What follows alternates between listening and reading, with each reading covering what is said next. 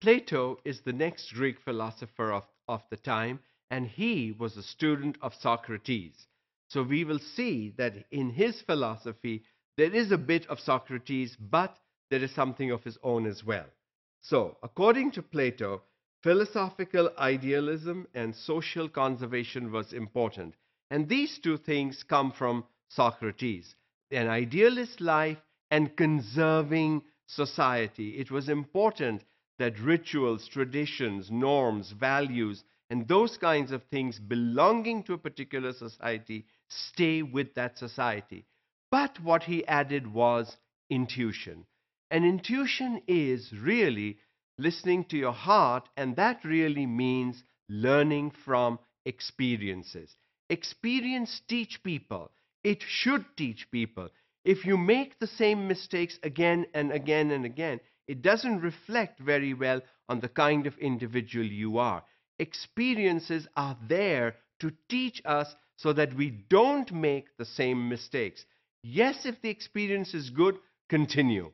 If the experience is not good, you need to change. Yes, you will not be able to change overnight. It may take time, but you need to begin to take the steps in order to make the change. And that is intuition. So Plato added intuition to the original two philosophical thoughts of Socrates, which was good because man must learn from experiences, good and bad. View of human nature, humans can be classified on intellectual capabilities. Now, for the first time, we see that a philosopher talks about intellectual capabilities. All human beings are not born with the same capabilities.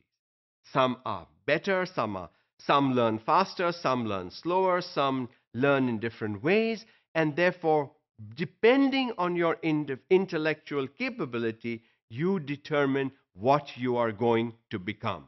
So, a person who wants to study medicine versus a person who wants to study the arts, a person who wants to study drama will be different. Your capabilities are different, your intellect is different, and that is why you need to be permitted to go on and work in your area of expertise, the area that you like, the area that you want to excel in.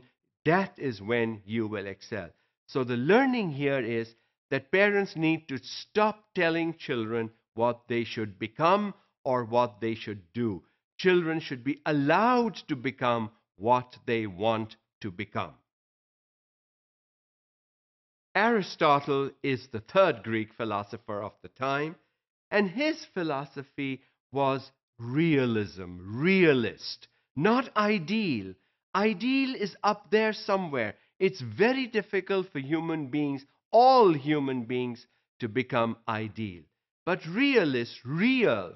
What is the world today? Times change, and so reality changes with time.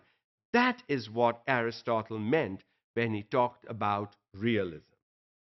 View society based on realism and observation. What do we see today? What did we see this 10 years ago, 20 years ago, 50 years ago? Probably not.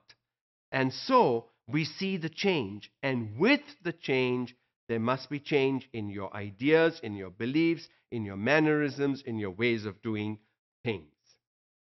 View of human nature is humans have the power of rationality to guide their conduct.